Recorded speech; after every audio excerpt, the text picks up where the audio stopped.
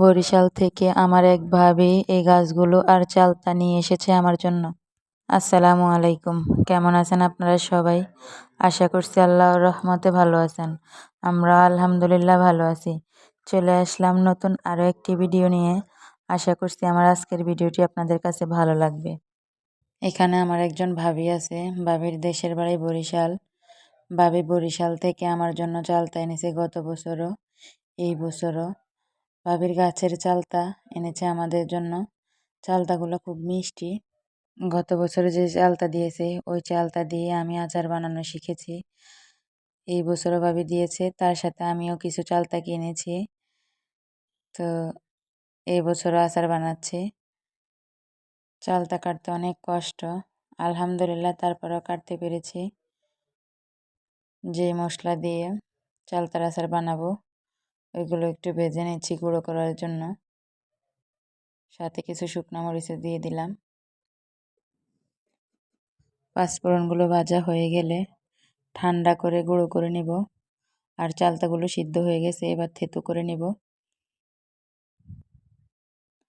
থেতো করা হয়ে গেলে আচারটা বানাতে বসিয়ে দেব।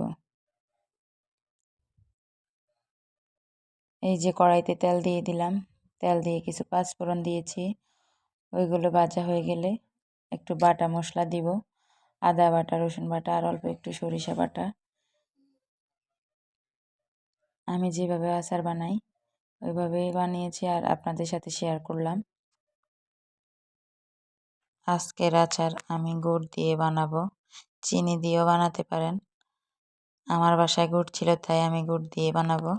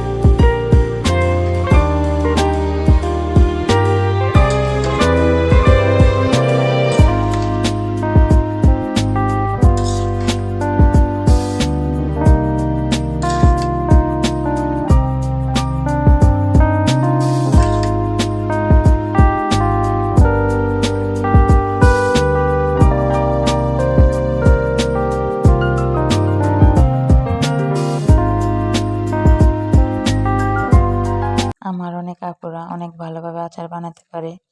আমি কিভাবে আচার বানাই সেটাই আপনাদের সাথে শেয়ার করলাম। আচারের কালারটা কেমন হয়েছে কমেন্টস করে জানাতে পারেন। আজকের ভিডিওটি এখানেই শেষ। সবাই ভালো থাকবেন। আল্লাহ হাফেজ। আসসালামু আলাইকুম।